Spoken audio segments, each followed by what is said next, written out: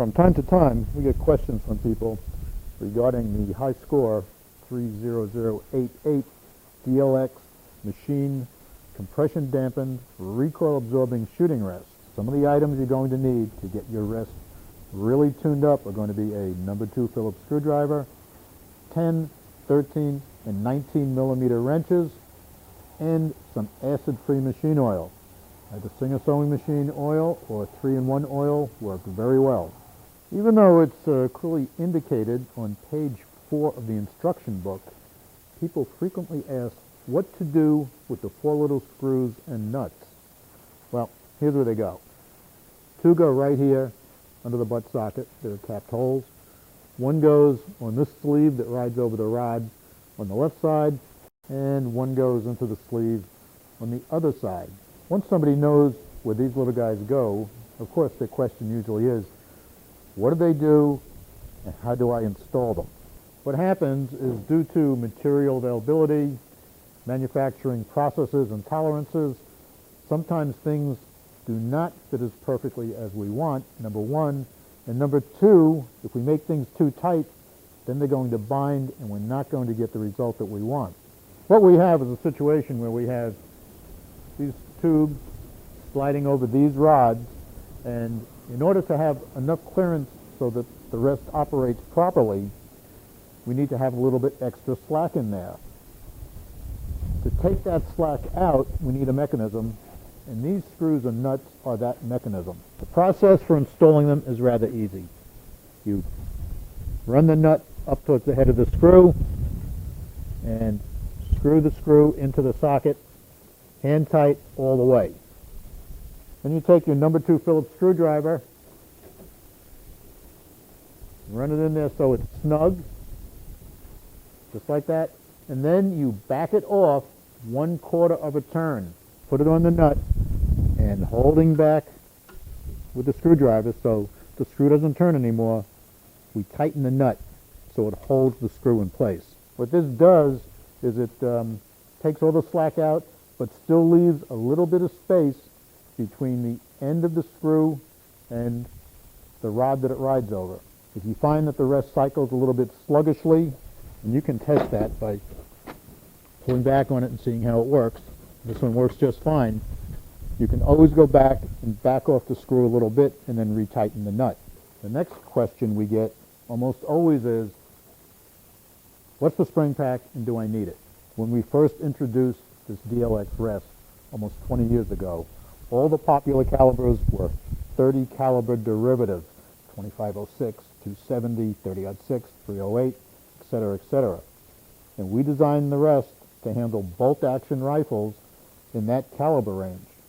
So when you get this thing home right out of the box, it's going to handle all those guns, right up to a 338 Win Mag, 300 Win Mag, with absolutely no problem. When one of those guns fires in the rest, the upper carrier goes back against the resistance of the compression damper, and the compression damper progressively absorbs the recoil pulse. Guns within those power range have enough recoil to move the upper carrier back well over an inch, like this. And then the damper progressively absorbs that recoil pulse. In other words, just like you shooting the gun off your shoulder, when you roll a little bit with the recoil, that's what the rest emulates. If this didn't happen, just picture putting the butt of your gun against a brick wall and firing it. Well, what would happen is that all the recoil energy would be transferred to the points of contact where the metal surfaces of the action, receiver, etc. contact the wood stock or the synthetic stock, and eventually you're going to increase the tolerances and the gun will lose its repeatability. Now we fast forward to this AR style platform where the gun is fairly heavy and it does not have a lot of recoil. What we end up with is a situation where the recoil is not strong enough to really activate the damper, and we in turn are putting too much stress on the internal parts of the gun. In order to get around this, we need something that's going to have less resistance but still allow us to shoot the gun in a machine rest configuration like this. This is where the spring pack comes into play. To use a spring pack, we take a 13 millimeter wrench and we use that to disconnect the damper at either end. It doesn't matter which end you do. But one end has to be disconnected, or you can just remove the damper entirely. The next step is to use a 19 millimeter wrench like this and back off the retaining nuts that are on the ends of these two shafts. The spring pack has 6 springs, 3 pair. 2 with 2 pounds resistance per inch of travel, 2 with 4, and 2 with 6. Now with a damper disconnected, we put the spring over the rod, and then we put a nut back on, just like that, and tighten it snug with our wrench. When shooting a light recoiling gun like this, 22 250, 5.56, 243, etc., the one thing we want to avoid is having the rest go to a hard bottom. Keep in mind, the hard bottom really isn't going to be that hard, because as the rest moves back against the resistance of the spring, it's bleeding off energy. So even when it gets to the bottom, there's not that much left. But if it goes to the hard bottom, you want to step up to the next stronger spring. Anybody who's put an AR or an AK type gun or anything with a pistol grip in this rest will note that there's a conflict between the center rail of the rest and the bottom of the pistol grip. This conflict is going to force the gun to elevate. And if you're on a range or something like that, this may mean that your barrel is going to be pointing above your target. Well, there's a workaround for this. Depending on your range conditions and or your preference, the solution is to put a block of wood under the tail end of the rest to elevate it, and then this depresses the muzzle enough so that now you have all the elevation adjustments that you need so you can get yourself right on the target. You may have noticed this little hole that goes through the metalwork at the very back of the rest. That's there for a reason. To an incredibly great degree, the repeatability of this rest is determined by how stable its mounting is. In other words, if you have it on a table like this, it's going to shake around, all bets are off. You need an absolutely rock-solid shooting platform. And what that means is the rest has to be anchored. So, you take your power drill, and you drill through here, and then you take a lag bolt, you mount the tail end of the rest.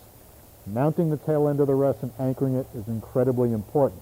You should also use the 2 tabs at the front of the rest to anchor them. We, of course, realize that if you're public range or something like that, they get a little bit upset if you start drilling holes and putting lag bolts into their wooden benches. Therefore, in the instruction book, we have detailed how you build a bench platform.